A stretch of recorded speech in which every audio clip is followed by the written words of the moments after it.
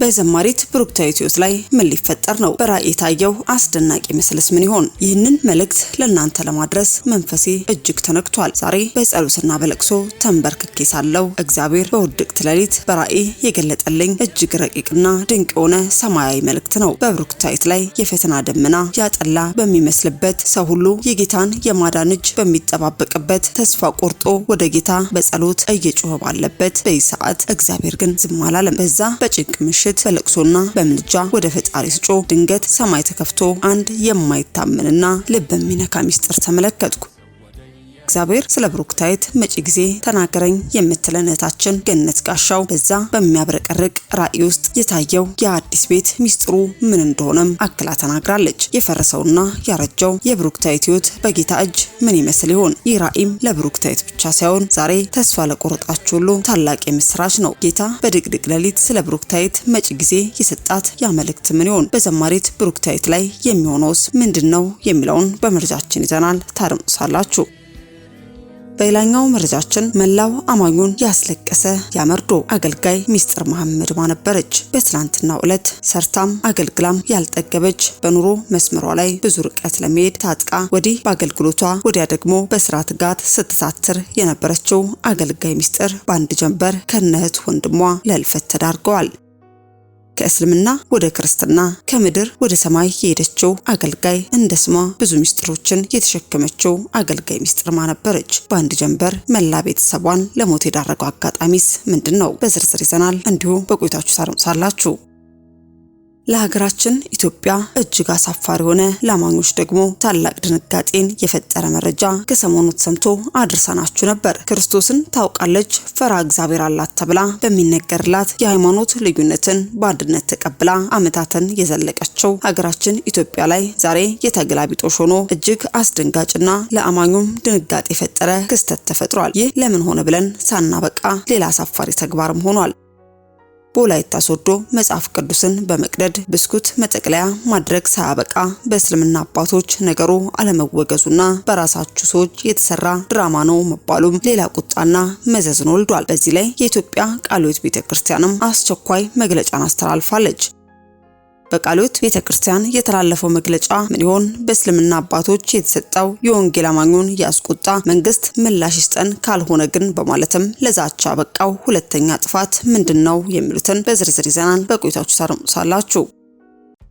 በስተመጨረሻም ጆሮ ያለው ሁሉ ይስማ፣ በምድር የሚኖሩ ሊጠንቀቅ፣ የእግዚአብሔር ቀን መጥቷልና አስቸኳይ ሀገራዊ መልእክት በእግዚአብሔር ሴት አንደበት ተላልፏል። እየሆነ ያለው ነገር ገብቶት ለምንና እንዴት የሚል ዜጋ እስኪፈጠር ድረስ ጌታ እግዚአብሔር ይናገራል። በምድር የሚኖር ሁሉ ይጠንቀቅ፣ የእግዚአብሔር ቁጣ መጥቷል። በምድር ላይ ደምና እሳት፣ ታላቅና የሚያስፈራ የእግዚአብሔር ቀን በደጅ ነው። ፀሐይ ወደ ጨለማ፣ ጨረቃም ወደ ደም ሳይቀየር በእግዚአብሔር ፊት ሁኑ።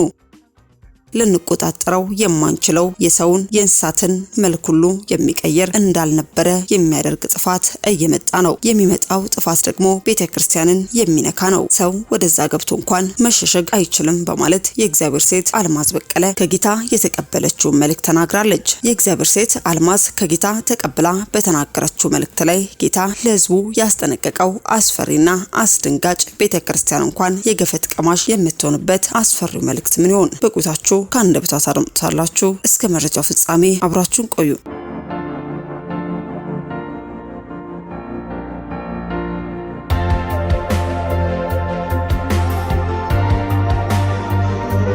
አስቀድመን ወደ ያዝንላችሁ መረጃችን ስናልፍ በወቅታዊ ጉዳይ ከሶዶ ከተማ ቃለ ሕይወት አጥቢያዎች ህብረት ባለ 6 ነጥብ አቋም መግለጫ ተላልፏል። እኛ ከሶዶ ከተማ አጠቃላይ ቃለ ሕይወት አጥቢያዎች የተሰበሰብን የከተማው ጠቅላላ ጉባኤ አባል መሪዎችና አገልጋዮች የክርስትና እምነት መመሪያና የአምላክ እስትንፋስ የሆነውን መጽሐፍ ቅዱስን በመቅደድ የቆቀር መጠቅለያ በማድረግ የእስልምና ሃይማኖትና ተከታይ ሆነው አቶ መሐመድ ሽኩር በፈጸመው ተግባር የሚቀጥለውን ባለ 6 ነጥብ ያቋም መግለጫ ወጥተናል። አንደኛ የክርስትና እምነት የህይወት መመሪያ የሆነውን መጽሐፍን በመቅደድ ክርስትና እምነት ተከታዮችን ለማስቆጣት ያደረገው ተግባር በጽኑ እንቃወማለን። 2 የክርስትና እምነት ተከታይ ወጣቶችን ለማስቆጣት ሲሉ እጅ ከፍንጅ የተያዘው የወንጀል ክስተት አንዳንድ የእስልምና ሃይማኖት ተከታዮች ድራማ ነው እያሉ የሚገልጹትንም እንቃወማለን። 3ኛ ድርጊት ፈጻሚው የእስልምና ሃይማኖት ተከታይ አቶ መሐመድ ሽኩር ድርጊቱን በቀን 23 7ኛ ወር 2018 ዓ.ም ከቀኑ 11 ሰዓት አካባቢ ተፈጽሞ እስከ እሁድ ቀን 27 7ኛ ወር 2018 ዓ.ም ድረስ ከእስልምና ሃይማኖት ተቋማት በኩል ድርጊቱን ያለማውገዙን በከፍተኛ ሁኔታ እናወግዛለን፣ እንቃወማለን።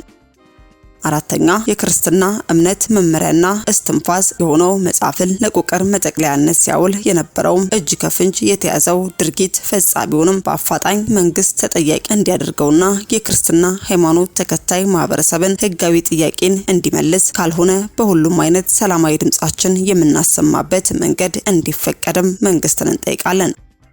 5ኛ የቤተ እምነታችን ተከታይ የሆናችሁ በሁሉም እድሜ ክልል የምትገኙ የመጽሐፍ ቅዱስ አማንያን የሆናችሁ እስካሁን ድረስ በተፈጸመው ሰይጣናዊ ድርጊት ምክንያት ስህተትን በስህተት ከማረም ይልቅ መጽሐፍ ቅዱስ ራሱ የሚዋጋ መጽሐፍ መሆኑን በማገናዘብ በሰላማዊ መንገድ የጀመራችሁትን ትግል ብቻ እንድትቀጥሉም እንጠይቃለን።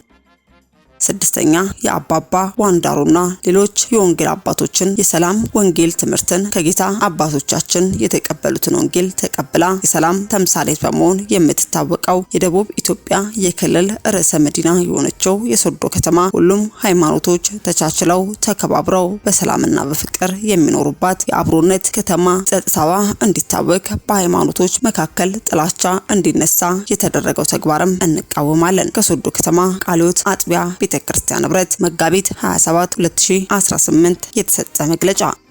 አስከትለን ወደ ያዝንላችሁ መረጃችን ስናልፍ በምድር ላይ የምናሳልፈው ዘመን አጭር ቢሆንም የምንተው አሻራ ግን ለዘላለም የሚኖርባቸው ጥቂት ቅዱሳን ነፍሳት አሉ። ዛሬ የምናወጋው ስለ አንዲት ብርቅዬ እህታችን ስለ ሚስጥር መሐመድ ደሴ የህይወት ጉዞ ነው። ሚስጥር ማለት ስሟ እንደሚናገረው በእግዚአብሔር እጅ ውስጥ ያለ ድንቅ ሚስጥር ነበረች። የብርሃን ጉዞ ጅማሮ የሚስጥር ህይወት በእውነተኛ ተአምር የተሞላም ነበር። ከእስልምና እምነት ተነስታ የጌታን የፍቅር ድምጽ ሰምታ ወደ ወንጌል ብርሃን የመጣችው በሚያስደንቅ ጥሪም ነበር። ጌታን ካወቀችበት ቀን ጀምሮ ልቧ በእሳት እንደሚቃጠል አገልጋይ ለወንጌል ተሰጥቶም ነበር። ያላትን ሁሉ ትታ ህይወቷን ለቃሉ ለማስገዛት ወሰነች። ይህ ጥማቷም በኢቫንጀሊካል ቴዎሎጂ ኮሌጅ ውስጥም ባይብሊካል ስተዲ እንድትማር አደረጋት። ሚስጥር ማለት ተማሪ ብቻ አልነበረችም። የወንጌል ፍቅር ያንገበገባት፣ ጌታን ለማገልገል ረጅም ርቀት ለመጓዝ የቆረጠች ታማኝና የጌታ ባሪያም ነበረች። ታዲያ ያልታሰበውና ልብ ሰባሪ ጉዞም እንዲህ ነበር። እንደ ማንኛውም ቀን ነበር። ሚስጥር በውስጧ ያለውን ናፍቆት ይዛ ቤተሰቦቿን ለመጠየቅና የወንጌል ፍቅርን ለማካፈል ወደ መጡበት ስፍራ ቀናች። ጥያቄዋን ጨርሳ ከቤተሰቦቿ ጋር ተሰነባብታ ወደ መጣችበት ለመመለስ ስትነሳ ከወንድሟና ከእህቷ ጋር በአንድ መኪና ውስጥ ሆነው ጉዞ ጀመሩ። በመንገድ ላይ እያሉ ግን የሰው ልጅ አእምሮ ሊረዳው የማይችል ልብን የሚሰነጥቅ ክስተት ተፈጠረ። ባልታሰበ ሁኔታ መኪናቸው ተገልብጦ በደረሰው አስከፊ አደጋ ሚስጥር ወንድሟና እህቷ ሶስቱም በአንድ ላይ የዚህችን ዓለም ቆይታ አጠናቀው ወደ ሰማይ ቤት ተጠሩ። የመጨረሻው ድልም ነበር። ይመርዶ ለሰማ ሁሉ እጅግ መሪርና ልብ ሰባሪ ነበር። ወጣቷና ብርቷ የወንጌል አገልጋይ ሚስጥር የወንጌልን ብርሃን ይበልጥ ለማብራትና ቃሉን ለመማር እየተዘጋጀች ባለችበት ሰዓት እንዲህ መለየቷ ለሁላችንም ከባድ ነው። ነገር ግን ሚስጥር በምድር ላይ የነበረውን ሩጫዋን በድል ጨርሳለች። ካደጋውና ከስቃዩ ዓለም ወጥታም ለዘላለም ወደምትወደው ጌታ አቅፍም ሄዳለች። ሚስጥር በምድር ላይ የዘራችው የወንጌል ዘርና ያሳየችው የህይወት ምስክርነት በብዙዎች ልብ ውስጥ ለዘላለም ሕያው ሆኖ ይኖራል። እግዚአብሔር ለቤተሰቦቿ፣ ለወዳጅ ዘመዶቿና ለአገልጋይ ጓደኞቿ ሁሉ እውነተኛ መጽናናትን ይስጥ። ጌታ የሰጠውን በረከት በምስጋና እንቀበላለን። ለወሰደውም ስሙ የተባረከ ይሁን። አስከትለን ወደ ያዝንላችሁ መረጃችን ስናልፍ ተወዳጇ ዘማሪት ብሩክታይት ያለችበትን የሕክምና ሂደትን ተከትሎ ከእግዚአብሔር ዘንድ ድምጽን የሰማችው አገልጋይ እንዲህ ስትል የደረሳትን ድምጽ አጋርታለች። ትላንት ምሽት የሰማሁት ያመርዶ ልክ እንደ መብረቅ ነበር በላይ ላይ ወረደው። ስለ ብሩክታይት ሁኔታ ስሰማ መላ ሰውነቴ ዝልፍልፍ አለ። በውስጥ የነበረው ሐዘን ልክ እንደ ጥልቅ ባህር ገደብ የሌለው ነበር። ጌታ ሆይ ለምን ይችን ምስኪን ነፍስ እንዲህ ባለ መከራ ውስጥ ትወድቃለች እያልኩም ስጠይቅ የእንባይ ዘለላዎች ሳላውቃቸው በጉንጮቼ ላይ ይፈሱም ነበር። በዛ በጨለማ የተዋጠ ምሽት ከአምላኬ ጋር ብቻዬን ሆንኩኝ። በጸሎትና በምልጃ ተንበርክኬ አባቶይ የሰው ልጅ አቅም የደከመበት የሕክምና ጥበብ መጨረሻው ላይ የደረሰ የሚመስልበት በዚህ አስቸጋሪ ሰዓት ያንተ መለኮታዊ እጅ ካልደረሰላት ማን ይደርስላታል እያልኩም ለመናዬን ወደ ሰማይ ሰደድኩ። በዛው በከባድ ሐዘን በጸሎት ድካም ውስጥ ሆኜም ሳላውቀው እንቅልፍ በረጅሙ ወሰደኝ።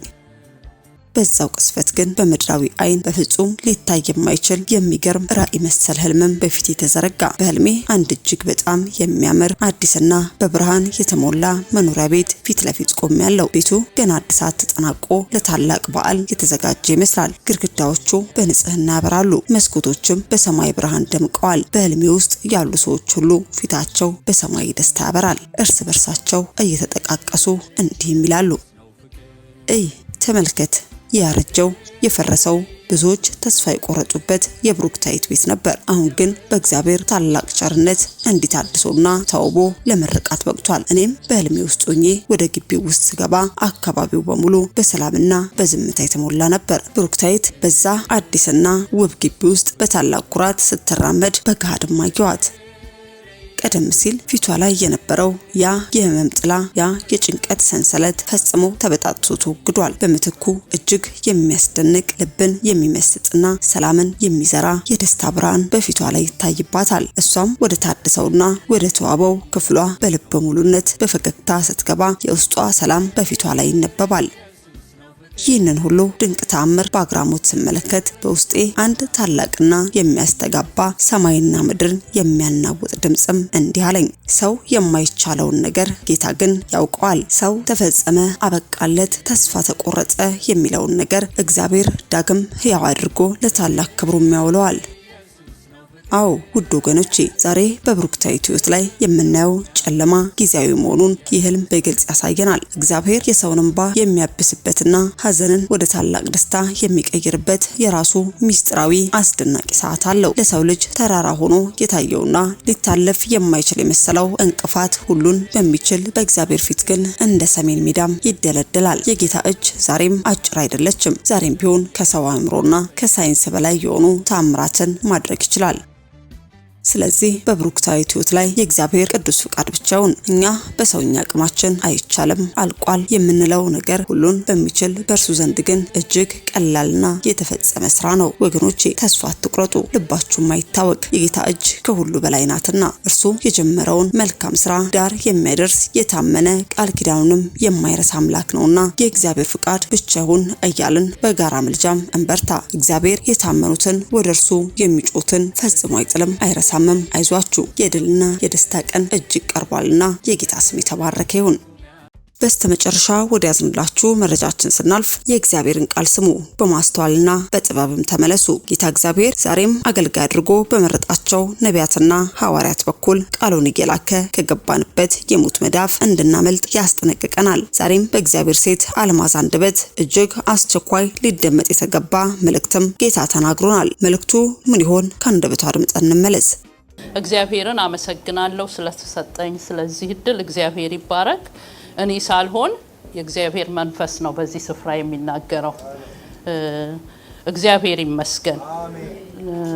ለዕለቱ ክፍል ለእግዚአብሔር ቃል ክብር ስንል ተነስተን ቆመን እናነብና እንጸልያለን። እግዚአብሔር ይመስገን። የማነበው ክፍል ትንቢተ ኢዮኤል ምዕራፍ 2 ከ18 እስከ 32 ነው። የመልእክቴ ርዕስ እንደምታዩት ሕዝቤም ለዘላለም አያፍርም ነው የሚለው። በቃ ይሄ ብቻ እንኳን ሜሴጅ ሊሆነን ይችላል። እግዚአብሔር ይባረክ። እንደዚህ ይላል። በጌታ ስም አነባዋለሁ። ትንቢተ ኢዮኤል ምዕራፍ 2 ከ18 እስከ 32 እግዚአብሔርም ስለ ምድሩ ቀና፣ ለሕዝቡም መራራለት። እግዚአብሔርም መልሶ ሕዝቡን እነሆ እህልንና ወይንን ዘይትንም እሰድላችኋለሁ፣ እናንተም በእርሱ ትጠግባላችሁ። ከእንግዲህም ወዲያ በአሕዛብ መካከል መሰደቢያ አላደርጋችሁም። የሰሜንንም ሰራዊት ከእናንተ ዘንድ አርቃለሁ። ወደ በረሃና ወደ ምድረ በዳ ፊቱን ወደ ምስራቁ ባህር ጀርባውንም ወደ ምዕራቡ ባህር አድርጌ አሳድደዋለሁ። እርሱም ትዕቢትን አድርጓልና ግማቱ ይወጣል፣ ክርፋቱም ይነሳል አለ።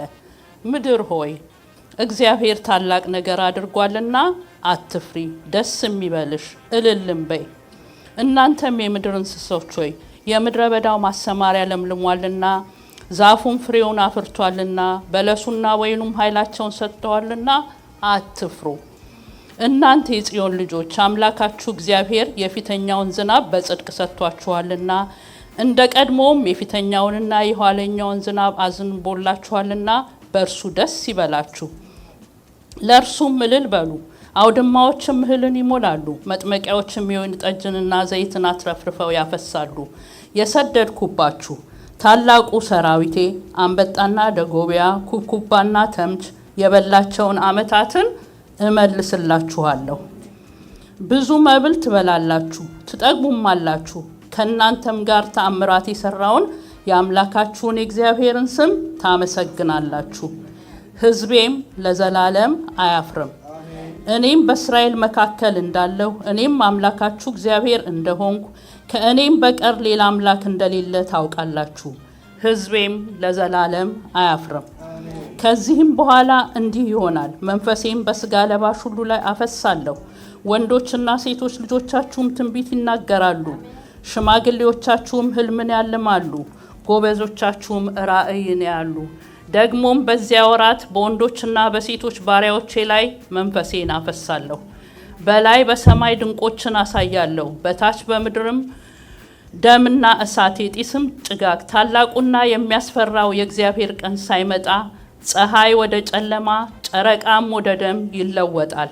እንዲህም ይሆናል፣ የእግዚአብሔርን ስም የሚጠራ ሁሉ ይድናል።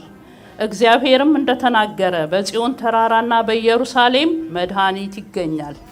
ደግሞም እግዚአብሔር የጠራቸው የምስራች የሚሰበክላቸው ይገኛሉ። እግዚአብሔር ይመስገን። እንጸልይ። ሃሌሉያ። ቅዱስና ሕያው አባታችን እግዚአብሔር ሆይ ስለዚህ ማለዳ እጅግ አድርገን እናመሰግንሃለን። በእውነት በዚህ ጊዜ አንተ ከኛ ጋር ነበርክ። ከማለዳ ጀምሮ እግዚአብሔር ሆይ በዚህ መድረክ ላይ ብዙ በረከት ፈሷል። በመካከላችን ተመላልሰሃል፣ ነክተኸናል፣ ዳሰኸናል። እጅግ አድርገን እናመሰግንሃለን። አንተ የቃል ኪዳን አምላክ ነህ። በእውነት ሕዝብህ በሚገኝበት ትገኛለህ። በእውነት እጅግ አድርገን እናመሰግንሃለን። በእውነት በመካከላችን ስለፈሰሰው ስላንተ ክብር፣ በእውነት ስለዳሰሱን እጆች፣ ስለነኩን እጆች ክብር ሁሉ ላንተ ይሁን። በዚህ ሰዓት ደግሞ በቃልህ ዙሪያ ተሰብስበናል። የቃልህ አስተማሪ አንተ ነህ። እግዚአብሔር ሆይ በእውነት እንዲያስተምረን ይህን ቃል ቅዱስ መንፈስህ እንደ ቃልህ ይምጣልን። በእውነት እግዚአብሔር አምላካችን ሆይ እኔን ደካማዋን ልጅህን ተመልከተኝ። በእውነት አንተ ታውቃለህ። እግዚአብሔር ሆይ በብዙ ዝግጅት ወደዚህ መጥቻለሁ። ነገር ግን የኔ ዝግጅት በዚህ ቦታ አይታይ። በእውነት እግዚአብሔር መንፈስ ቅዱስ አንተ ብቻ በዚህ ታይ። የልብ መዘጋጀት ከሰው ነው፣ የምላስ መልስ ግን ከእግዚአብሔር ዘንድ ነው ይላል። በእውነት እግዚአብሔር ሆይ ያንተ መልስ፣ ያንተ ቃል ሕዝብህን የምታውቅ የሕዝብህን ልብ የምታውቅ እያንዳንዳችን በምን ሁኔታ እንደመጣን የምታውቅ እግዚአብሔር ለእያንዳንዳችን ልብ ተናገረን። በእውነት እግዚአብሔር ሆይ አንተ በዚህ በክብር ታይ። ክብርህ በዚህ ስፍራ ይመላለስ። ቃሉን ላከ ፈወሳቸው ነው የሚለው። ይሄ ቃልህ ለፈውስ ይሁንልን። ልባችንን ይፈውስ፣ አእምሯችንን ይፈውስ፣ ጤንነታችንን ይፈውስ፣ ኑሯችንን፣ ቤታችንን፣ ልጆቻችንን ሁሉ ቃልህ ይፈውስ። እናመሰግንሃለን በእውነት ይህን ስለምታደርግ። ሁሉ ነገር ላንተ ክብር ይሁን በኢየሱስ ክርስቶስ ስም አሜን፣ አሜን። እግዚአብሔር ይመስገን። ተቀመጡ። እግዚአብሔር እናመሰግናለን። በዚህ ስፍራ በተደጋጋሚ 2 ጊዜ ሕዝቤም ለዘላለም አያፍርም ይላል። ሲደጋገም የእግዚአብሔር ቃልም ሆነ ሌላ ነገር እንድናስተውል ነው፣ ወይም ዋናው ሜሴጅ እዛ ጋ ነው ብለን እናስባለን።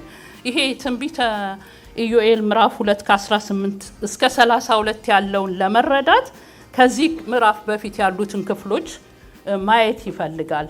ወደዛ ሄደን አናይም። ነገር ግን ምንድነው የሚለው? ትልቅ ጥፋት በይሁዳ ላይ እንደመጣ ነው የሚናገረው። ከምዕራፍ 1 ጀምሮ እስከ ምዕራፍ 2 ቁጥር 11 ድረስ ይሄንን እናገኛለን። ትልቅ ጥፋት በይሁዳ ሕዝብ ላይ መጥቷል። ጥፋትን ያጠፋል። ትልቅ ነገር ነው የሚሆነው። ያውም ደግሞ ሊቆጣጠሩት የማይችሉት ነገር ነው የሚሆነው።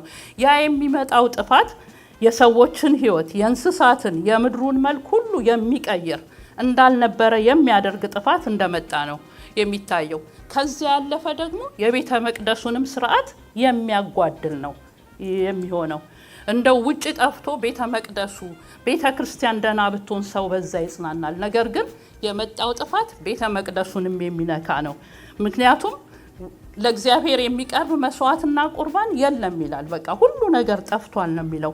ያንን ቀን ይሄ ክፍል ምን ይለዋል? ታላቁና የሚያስፈራው የእግዚአብሔር ቀን ነው የሚለው። እግዚአብሔር የሚነሳበት፣ እግዚአብሔር የሚሰራበት ነገር የመጣባቸውን ያንን የጥፋት ሰራዊት በእግዚአብሔር የተላከ አንበጣ፣ ደጎቢያ፣ ኩብኩባ እንደሆነ ይናገራል። የመጽሐፍ ቅዱስ አዋቂዎች ይሄንን ነገር አንዳንዶቹ በትክክል ይሄ የተጠቀሰው ነገር ነው ይላል። ሌሎቹ ደግሞ የውጭ ሰራዊት የአሶር ሰራዊት ነው ብለው ይላሉ። የትኛውም ይሁን ግን ለጥፋት የመጣ ነገር እንደሆነ ነው የምናየውና የመጣው ነገር ደግሞ በቀላሉ የሚገመት አይደለም። ቁጥር የሌላቸው በጣም ብዙ እንደሆኑ ሙሉ በሙሉ ያለውን ነገር ሁሉ የሚያወድሙ እንደሆነ ይናገራል። እህል ጠፍቷል፣ ወይኑ ደርቋል፣ እርሻው ምድረ በዳ ሆኗል። ገበሬዎች እህል በመጥፋቱ አፈሩ ይላል። እንዴት ያሳዝናል! ከገበሬ መንደር እህል ጠፍቷል፣ ጎተራቸው ባዶ ሆኗል፣ ጎታው ፈርሷል ይላል። እና ስለዚህ አፈሩ ይላል። እፍረት ተሞሉ፣ የሚሰጡት የሚያበሉት የላቸውም። እንደዛ እንደሆነ ይናገራል። እንስሶች ወደ አንተ አለከለኩ ይላል። ውሃ ከማጣታቸው የተነሳ እንስሶች ውሃ ሲጠማቸው አይታችሁ እንደሆን አላውቅም። በጣም ያሳዝናሉ። በተለይ ብዙ ጊዜ ውሾችን እናያለን በአካባቢያችን ስላሉ። ልክ እንደዛ ሲያለከልኩ ውሃ ስንሰጣቸው በቃ እንዴት እንደሚጠጡት። ስለዚህ እንስሶች ወደ አንተ አለከለኩ። ጌቶቻቸው አስተዳዳሪዎቻቸው እንደሌላቸው ስላወቁ እነሱ እንኳን ወደ እግዚአብሔር ነበር የሚያለከልኩት። እንዴት አይነት ከባድ ጥፋት እንደሆነ ነው የምናየው። ለእግዚአብሔር ቤት አገልግሎት እህሉና ቁርባኑ ቀርቷል ይላል። ከዛ የተነሳ ደስታ ከሰው ልጆች ጠፍቷል፣ እርቋል ይላል። ይሄ የመጣው ጥፋት ቁጥር 16 ላይ ሁሉን ከሚችል አምላክ ዘንድ ጥፋት ይመጣል ነው የሚለው። ከዓይናችንም ፊት ምግብ ከአምላካችንም ቤት ደስታና እልልታ የጠፋ አይደለምን ይላል። የችግሩን አስከፊነት ነው የምናየው። ስለዚህ ምን ይላቸዋል ነቢዩ? ስለዚህ ምን አርጉ ነው የሚላቸው? ምዕራፍ 2 ከ1 እስከ 3 ያለውን አነበዋለሁ። እንደዚህ ይላል።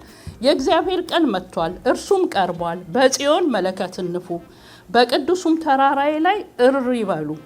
በምድርም የሚኖሩ ሁሉ ይንቀጥቀጡ፣ የእግዚአብሔር ቀን መጥቷልና። የጨለማና የጭጋግ የደመናና የድቅድቅ ጨለማ ቀን ነው። ታላቅና ብርቱ ሕዝብ በተራሮች ላይ እንደ ወገግታ ተዘርግቷል። ከዘላለምም ጀምሮ እንደ እነርሱ ያለ አልነበረም። ከእነርሱም በኋላ እስከ ብዙ ትውልድ ድረስ እንደ እነርሱ ያለ ከእንግዲህ ወዲህ አይሆንም እያለ ይገልጸዋልና ከእነርሱም የሚያመልጥ የለም ይላል። በቃ ሊያመልጡበት የማይችሉት ትልቅ ጥፋት እንደመጣ ነው የሚናገረውና ስለዚህ እግዚአብሔር በሰራዊቱ ፊት ድምፁን ያሰማል ይላል። ምዕራፍ 2 ቁጥር 11 ላይ እግዚአብሔር በሰራዊቱ ፊት ድምፁን ያሰማል። ይሄ የጥፋት ሰራዊት በእግዚአብሔር የሚመራ እንደሆነ ነው የሚናገረው። ራሱ እግዚአብሔር ነው ያመጣው። ምክንያቱም በሕዝቡ ኃጢአትና በደል ምክንያት እንደሆነ ይናገራል። ምዕራፍ 2 ቁጥር 25 ላይም የሰደድኩባችሁ ታላቁ ሰራዊት ይላል። ከእግዚአብሔር የመጣ ጥፋት የእግዚአብሔር ቀን እንደሆነ ነው የምናየው። ከዚያም ምዕራፍ 2 ከ12 እስከ 17 ላይ መፍትሄውን ይነግራቸዋል። መፍትሄውን ሲነግራቸው ሲጀምር ነው ምንድነው የሚለው? አሁንስ ነው የሚለው። አሁንስ ብሎ ነው የሚጀምረው። ቁጥር 12 ላይ አሁንስ ይላል እግዚአብሔር በፍጹም ልባችሁ በጾምም በለቅሶና በዋይታ ወደ እኔ ተመለሱ። መፍትሄው ለዚህ ጥፋት የትኛውም እንቅስቃሴ ሳይሆን ወደ እግዚአብሔር መመለስ እንደሆነ ነው የሚናገረው። ያንንም እንዲያደርጉ የሚያሳስባቸው መቼ ነው? ነገ ከነገ ወዲያ አይደለም፣ አሁንስ ነው የሚለው። ዛሬ ነው የሚለው። የነገሩን አንገብጋቢነት ነው የሚያሳየው።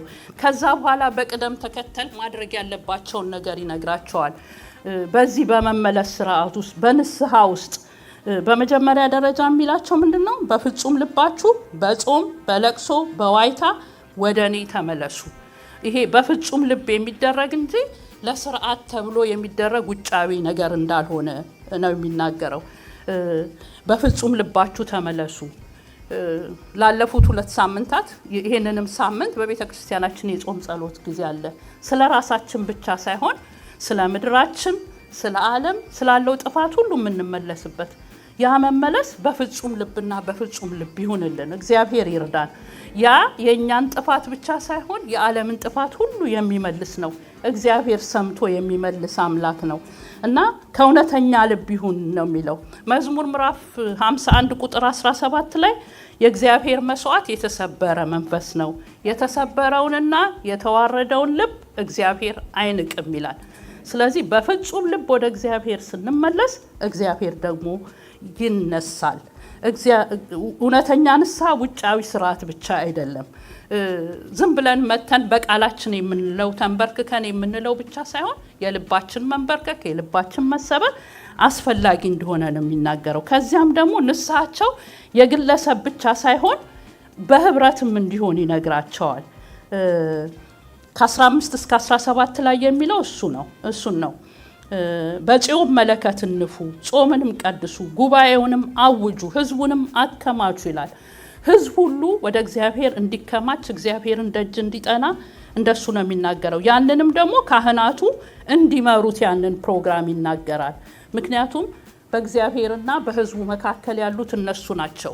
ስለዚህ እነሱ ምን ይላል? የእግዚአብሔርን አገልጋዮች ካህናት ከወለሉና ከመሰዊያው መካከል እያለቀሱ ይላል። አቤቱ ለህዝብህ ራራ፣ ለአሕዛብም እንዳይነቅፏቸው ርስትህን ለማላገጫ አሳልፈህ አትስጥ። ከአሕዛብ መካከል አምላካቸው ወዴት ነው? ስለምን ይላሉ ይበሉ። ካህናቱ ይህንን ድምፅ ያሰሙ ያልቅሱ ነው የሚለው። ይህንን ነገር ሁሉ ከተናገረ በኋላ እንዳልኩት ንስሐቸው የግለሰብ ብቻ አይደለም፣ በህብረትም በጉባኤም እንደሆነ ይናገርና መፍትሄው በግልም በህብረትም የሚሆን ንስሐ መመለስ ነው ይልና የዛሬው መልእክት ወዳለበት ስንመጣ ምንድነው የሚለው? እንግዲህ የተኬደውን እርምጃ አይተናል። የችግሩን የጥፋቱን አስከፊነት አይተናል። ለመጣው ጥፋት መሆን ያለበትን ደግሞ መፍትሄ የሆነውን የህዝቡን ምላሽ አይተናል። በዛሬው በዚህ ክፍል ደግሞ የምናየው የእግዚአብሔርን ምላሽ ነው። የእግዚአብሔር ተራ ሆነ። በብዙ ስቃይ አለፉ፣ በብዙ መከራ አለፉ። የተባለውን ደግሞ ንስሐን እውነተኛ ንስሐን ሲያደርጉ ደግሞ ምን ይሆናል ነው የሚለው። ቁጥር 18 ላይ እግዚአብሔርም ስለ ምድሩ ቀና፣ ለህዝቡም እራራለት። ደስ አይልም? እግዚአብሔር ይመስገን። ያ ሁሉ ጥፋት ሆኖ እግዚአብሔርን አሳዝነው በድለው በብዙ ነገር አልፈው ነገር ግን የተባለውን የንስሐን ነገር ሲያደርጉ እግዚአብሔር ስለ ምድሩ ቀና፣ ለህዝቡም ራራለት። የእግዚአብሔር ተራ ሆነ። እግዚአብሔር ይመስገን። ችግሮች ተራ ይኖራቸዋል። ኃጢአት ተራ ይኖረዋል። ሌሎች ነገሮች ተራ ይኖራቸዋል። የእግዚአብሔር ተራ ደግሞ አለ። እግዚአብሔር የሚነሳበት። እግዚአብሔር ይመስገን። ያ የእግዚአብሔር ተራ ደግሞ ተሐድሶ ይባላል። እግዚአብሔር ይመስገን። እግዚአብሔር ሊያድስ ተነሳ። ተሐድሶ መልሶ ማቋቋም፣ ጥገና፣ ወደ ቀደመው ስፍራ መመለስ። የእንግሊዘኛው ቃል ሪስቶሬሽን ነው። የሚለውን ነገር እናውቀዋለን። ኮምፒውተራችን ላይ ያቁልፍ አለ። የጠፋብንን ነገር እሱን ስነካ ወዲያው ይመለሳል። የእግዚአብሔር ተሐድሶ እንደሱ ነው። በእግዚአብሔር እጅ የመመለስ ቁልፍ አለ። ሪዱ የሚለው በተን ወይም ቁልፍ በእግዚአብሔር እጅ አለ። በየትኛውም አይነት ነገር ውስጥ ብንሆን እግዚአብሔር ይመልሳል። እግዚአብሔር ይባረክ። በመጀመሪያ ደረጃ ይህ ተሐድሶ ሲጀምር የምናየው ምንድነው? ቁጥር 18 እግዚአብሔር ስለ ምድሩ ቀና፣ ለህዝቡም እራራለት። የእግዚአብሔርን የራሱን ተነሳሽነት ነው የምናየው። እግዚአብሔር ራሱ ነው የተነሳው፣ እርሱ ነው የቀናው። ይሄ እግዚአብሔር ቅናት ደግሞ በጎ ቅናት ነው። እኛ ቅናት ስንል ምናልባት ወደ አእምሯችን የሚመጣው በቅናት የሚደረጉ ክፉ ነገሮችን ነው። እግዚአብሔር ግን ልጆቼ የፈጠርኩት ፍጥረት እንዴት በዚህ ውስጥ ይሆናል ብሎ ሲቀና ሲነሳ ነው። እኛ እንኳን ለልጆቻችን እንቀናይላ የጠበቅነው ቦታ ላይ ሳይሆኑ ነገሮች ሳይሳካላቸው ልናደርግላቸው ባንችል ሊያደርግ ወደሚችል ወደ እግዚአብሔር ሄደን ግን እግዚአብሔር ሆይ ለልጄ እንዲያርግ እንዲበል ብለን እግዚአብሔርን አስጨንቀን እንይዛለን። የምንችለው አቅም ያለን ነገር ከሆነ ደግሞ ልጆቻችን የተሻለ ሆነው እንዲታዩ የማንከፍለው ዋጋ የለም። ያኮ ቅናት ነው፣ ከመውደድ የተነሳ ቅናት ነው። ልጆቻችንን ብቻ አይደለም፣ ወላጆቻችን ሊሆኑ ይችላሉ፣ እህት ወንድሞቻችን ሊሆኑ ይችላሉ። በጎ ቅናት እንቀናለን። እንዴት የኔ እህት ሆና በዚህ ውስጥ ትሄዳለች፣ የኔ ወላጅ ሆኖ እንዴት እንዲሆናል እንደምንለው አይነት ነው። እግዚአብሔር ቀና፣ በቃ ልጆቼ ብሎ ተነሳ፣ እራራላቸው ይላል። ያ በጎ ቅናት ነው። እግዚአብሔር የፍጥረት ሁሉ ጌታ ነው። ለሚያምኑት ደግሞ አባት ነው። እግዚአብሔር ይመስገን። ስናጠፋ ቢቀጣን ሊያስተምረን ደግሞ በአስቸጋሪ ሁኔታዎች ውስጥ ብናል እስከ መጨረሻው ግን ጠላት እንዲጫወትብን አይፈቅድም። በችግር ጀምረን በችግር እንድንጨርስ አይፈልግም። እግዚአብሔር ስለ ሕዝቡ ይቀናል። እግዚአብሔር ይራራል። እግዚአብሔር መሐሪ ነው። እግዚአብሔር ይባረክ። አዳምና ሔዋን በኃጢአት በወደቁ ጊዜ በዘፍጥረት ምዕራፍ 3 ላይ የግድ ባለመታዘዛቸው ምክንያት ያንን ዋጋ የኃጢአትን ዋጋ ሞትን መቀበል ስፍራቸውን ማጣት ነበረባቸው። እግዚአብሔር ግን ሂዱ ብሎ አስወጥቶ ዝም ብሎ አይደለም የሸኛቸው። መፍትሄውንም እዛው ጋር ነው የተናገረው። እግዚአብሔር ይመስገን። ምንድነው የሚለው? ባንተና በሴቲቱ መካከል በዘርህና በዘሯን መካከል ጠላትነትን አደርጋለሁ፣ ከሴት የተወለደውም እሱ ራስህን ይቀጠቅጣል ብሎ እዛው ቦታ ነው ቃል ኪዳን የገባላቸው፣ መፍትሄ የሰጣቸው። እፍረት የጀመረው በኤደን ገነት ነው። መጀመሪያ እኮ እፍረት አያውቁም ነበር፣ ፍርሃት አያውቁም ነበር። እግዚአብሔርን ሁሌ በየቀኑ ያዩት ነበር። እርስ በርሳቸው አይተፋፈሩም ነበር ይላል። ግን ልክ ኃጢአት በሰሩ ጊዜ እግዚአብሔርን ማፈሩት፣ ተደበቁ፣ እርስ በርሳቸውም ተፈራሩ፣ ቅጠልን ሰፍተው አገለደሙ ይላል። እግዚአብሔር ሲመጣ እንደ ፊት ለፊት አላገኛቸውም። ድምፁን ሲሰሙ ወዴት ናችሁ ሲላቸው ድምፅህን ሰምተን ፈርተን ተሸሸግን፣ ራቁታችንንም ሆንን ሲሉ ራቁትህን መሆንህን ማን ነገረ ነው ያለው። ኃጢአት በቃ ይሄን ነው የሚያደርገው። ከዛ በኋላ እግዚአብሔር ግን እራራላቸው። እነሱ ቅጠል ነው የለበሱት፣ እርሱ ግን ቁርበትን ጠንካራ ነገርን አልብሶ ነው ከዛ የሸኛቸው። ከዛም ደግሞ ቃል ኪዳንን ገብቶ ከሴት የተወለደው እርሱ ጠላትን ራስህን ይቀጠቅጣል ነው ያለው። በዛው ሰዓት ነው መፍትሄን የሰጣቸው። እግዚአብሔር ይመስገን። እግዚአብሔር ከፍጥረት መጀመሪያ ጀምሮ የእንደገና አምላክ ነው። እግዚአብሔር ይባረክ። የእንደገና ቁልፍ በእግዚአብሔር እጅ አለ። ሰው ምናልባት በአንድ ጥፋት ውስጥ ስንገኝ እስከ መጨረሻ አውጥቶ ሊጥለን ይችላል። እግዚአብሔር ግን የእንደገና አምላክ ነው። ቁጥር 18 ድንገት ነገሮችን የሚቀይር ነገር እንደሆነ የእግዚአብሔር ተራ እንደሆነ ነው የምናየው። በእነዚህ ቁጥሮች ውስጥ የሚደጋገሙ ቃላቶች አሉ።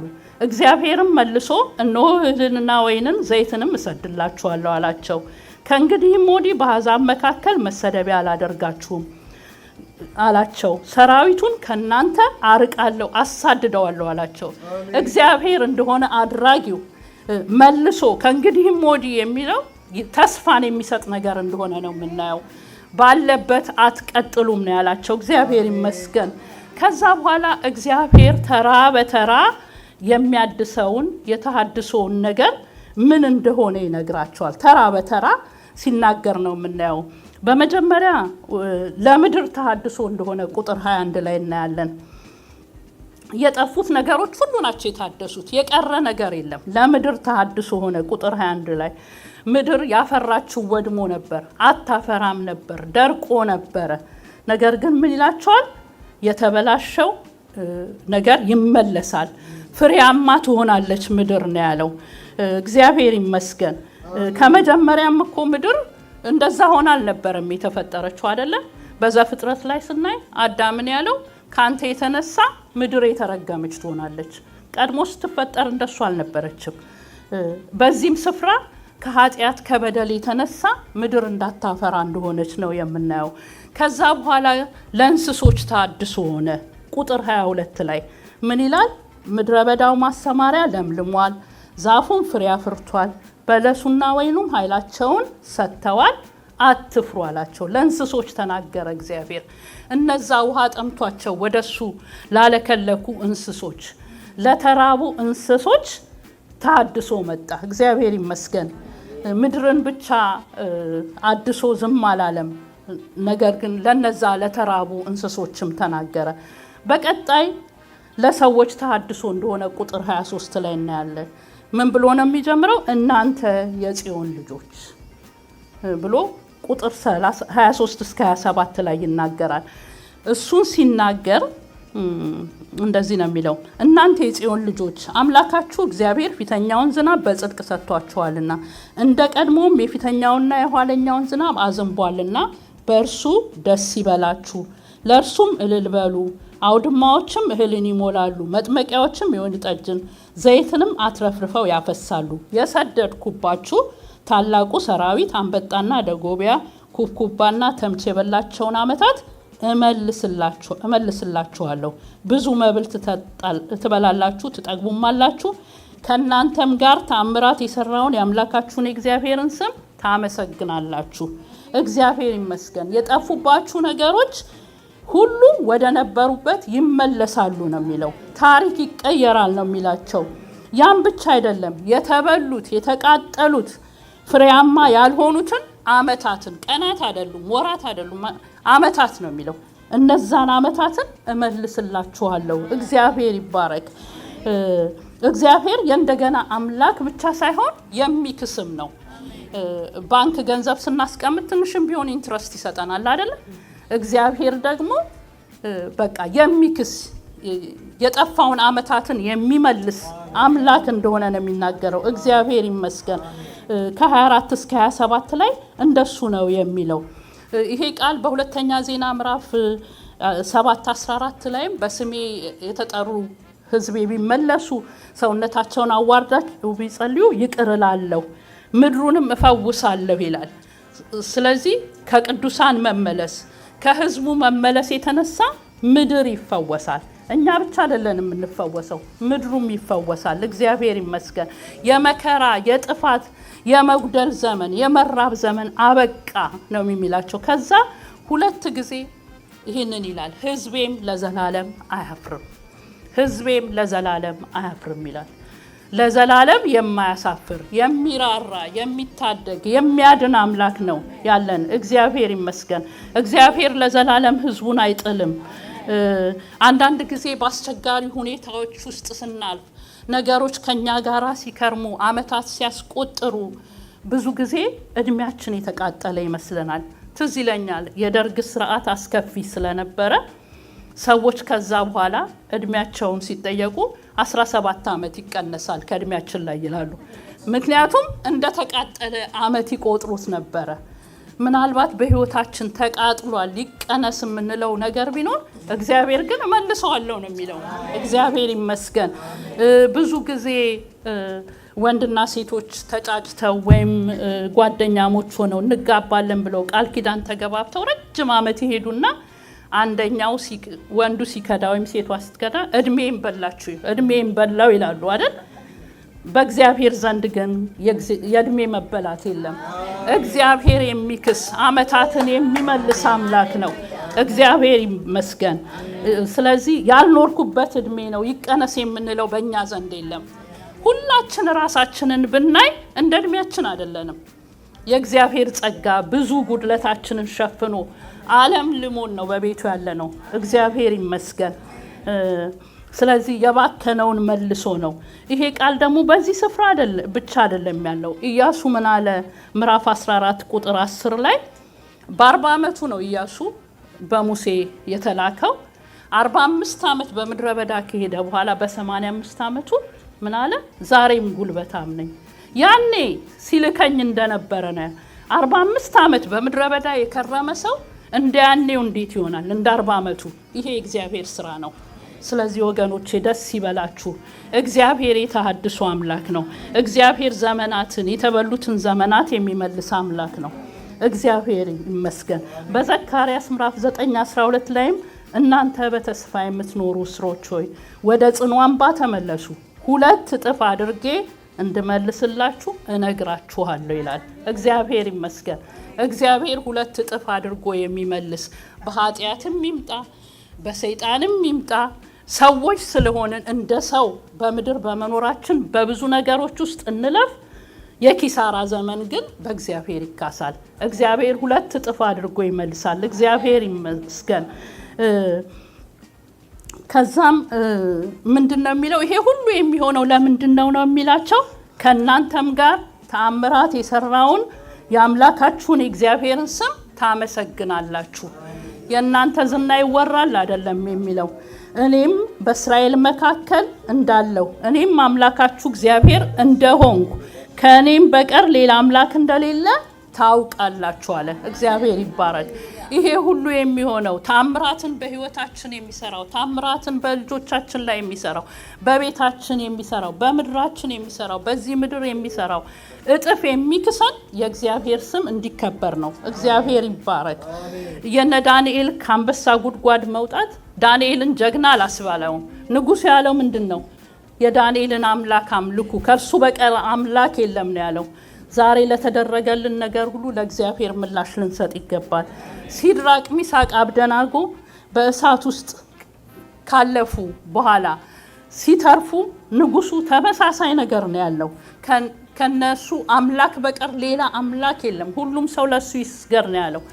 ያለፍንበት ነገር በድል የወጣነው ነገር እኛ እግዚአብሔር እናመሰግናለን። የእግዚአብሔር ስም ደግሞ ይከበራል። እግዚአብሔር ይባረክ። ከዛ ሌላኛው ተሐድሶ ምንድነው ነው የሚለው? በስጋዊ በረከት ብቻ አላለቀም። ይሄ ተሐድሶ መንፈሳዊ ተሐድሶ አለ ነው የሚለው። ቁጥር 28 እስከ 32 ላይ ከዚህም በኋላ ብሎ ነው የሚጀምረው። ከየቱ በኋላ?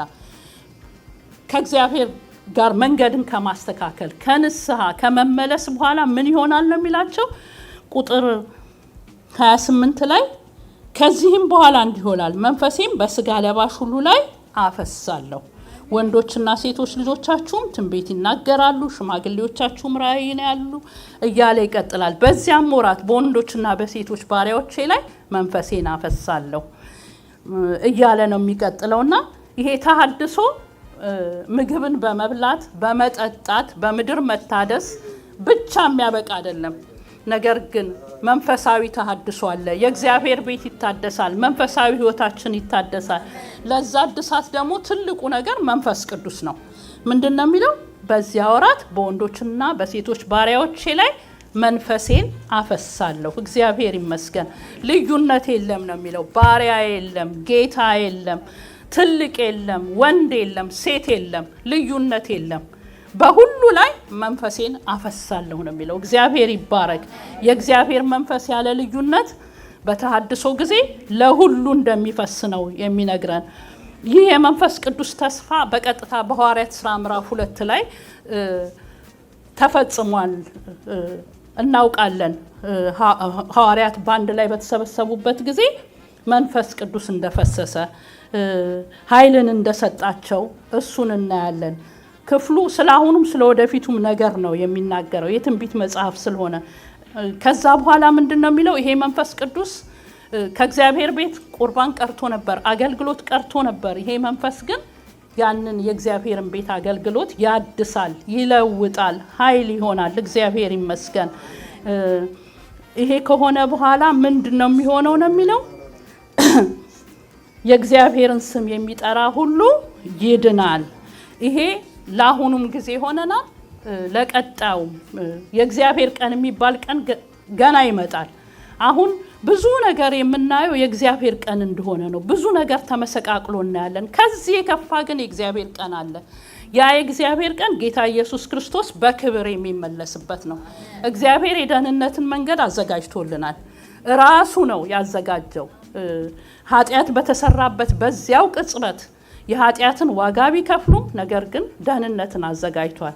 ያንን ላልተቀበሉ የሚመጣ የመጨረሻ የእግዚአብሔር ቀን አለ። ስለዚህ በዛም ቀን ቢሆን በአሁንም ቢሆን የእግዚአብሔርን ስም የሚጠራ ሁሉ ይድናል ነው የሚለው። የእግዚአብሔርን ስም መጥራት እግዚአብሔር ማለት ኢየሱስ ማለት ብቻ አይደለም። የእግዚአብሔርን ስም መጥራት ከእግዚአብሔር ጋር ህብረት መፍጠር፣ እግዚአብሔርን ደግሞ በክፉ ነገር ውስጥ ያድነኛል ብሎ በእምነት መጥራትም ነው። እግዚአብሔር ይመስገን። ከዛ ምንድነው የሚለው? እግዚአብሔርም እንደተናገረ በጽዮን ተራራና በኢየሩሳሌም መድኃኒት ይገኛል። እግዚአብሔር ይመስገን። ዛሬ መድኃኒት የሚያስፈልጋቸው ብዙ ነገሮች በእግዚአብሔር ቤት ውስጥ አሉ። ሰዎች መድኃኒት ፈልገው ወደ እግዚአብሔር ቤት ይመጣሉ። በምድር ላይ ብዙ መድኃኒት የሚያስፈልጋቸው ነገሮች አሉ። ይሄ ታድሶ የመንፈስ ቅዱስ መምጣት ግን መድኃኒት ይሆናል። ያ መድኃኒት ደግሞ በጽዮን ተራራ በአምልኮ ስፍራ ብቻ አይደለም፣ በኢየሩሳሌም ነው የሚለው። ከአምልኮ ስፍራ ውጭም የእግዚአብሔር መድኃኒት ይገለጣል። ያ የመንፈስ ቅዱስ ስራ ስለሆነ ነው። ወደዚህ የመጡትን ብቻ አይደለም። ከዛ ምንድነው የሚለው? መድኃኒት ይገኛል፣ ደግሞ እግዚአብሔር የጠራቸው የምስራች የሚሰበክላቸው ይገኛሉ። እግዚአብሔር ይመስገን። ይሄ ቃል ሳነበው በጣም ነው እግዚአብሔርን ያመሰገንኩት። ምንድነው የሚለው? እግዚአብሔር የጠራቸው የምስራች የሚሰበክላቸው ይገኛሉ። እግዚአብሔር ይመስገን። ይሄ መንፈስ ቅዱስ ሲመጣ ይሄ ስፍራ በሰዎች ይሞላል፣ የሚሰበክላቸው ይገኛሉ። ቅሬታዎች ነን ከነገሮች የተረፍንኛ፣ ገና ደግሞ የሚጠራቸው አሉ። እግዚአብሔር ስራን ጀምሯል። ቤቱ በሰዎች ይሞላል፣ የሚሰበክላቸው ይገኛሉ ነው የሚለው። የምስራቹን የምንሰብክላቸው እግዚአብሔር ይባረክ። ስለዚህ ይሄ ተስፋ አለ። አንዳንድ ጊዜ ተስፋ ልንቆርጥ እንችላለን። ነገሮች ተመሰቃቅለው ሰዎች ወደ እግዚአብሔር የሚመጡበት መንገድ የጠፋ በቃ ክርስትና የተበላሸ በመሰለን ጊዜ ተስፋ እንቆርጣለን። ነገር ግን መንፈስ ቅዱስ የማይለውጠው ነገር የለም። እግዚአብሔር እንደተናገረ በጽዮን ተራራ በቤቱ እንደገናም ደግሞ በምድሪቱ ይገኛል። ወጣ ስንል በጎረቤት ይገኛል፣ በዚህ ምድር ይገኛል፣ በተወለድንባት ምድር ይገኛል። ያ የእግዚአብሔር ክብር ነው። እግዚአብሔር ይባረክ፣ እግዚአብሔር ይመስገን። የእግዚአብሔር ክብር ወደ ቤቱ ይመለሳል። በቤቱ መድኃኒት ይገኛል። ተመልሶ አገልግሎት ይቀጥላል፣ እንደ ቀድሞ ይሆናል። የሚሰበክላቸው ይመጣሉ። ቅሬታዎች ብቻ አይደሉም፣ ነገር ግን ገና ይመጣሉ ነው የሚለው። እግዚአብሔር ይጠራቸው። እግዚአብሔር ይባረክ። እኛ ቅሬታዎች ሆነን ነው በቤቱ ያለ ነው፣ ነገር ግን ገና የሚመጡ አሉ። እግዚአብሔር ለዛ ተስፋ ሰጥቶናል። እግዚአብሔር ይመስገን። ውድ የሻሎም ቲዩብ አድማጭና ተመልካቾቻችን ለሰዓቱ የያዝንላችሁ መረጃ ያደመጣችሁትን ይመስል ነበር። በሌላ አዳዲስ መረጃ እስከምንገናኝ መልካም ቆይታ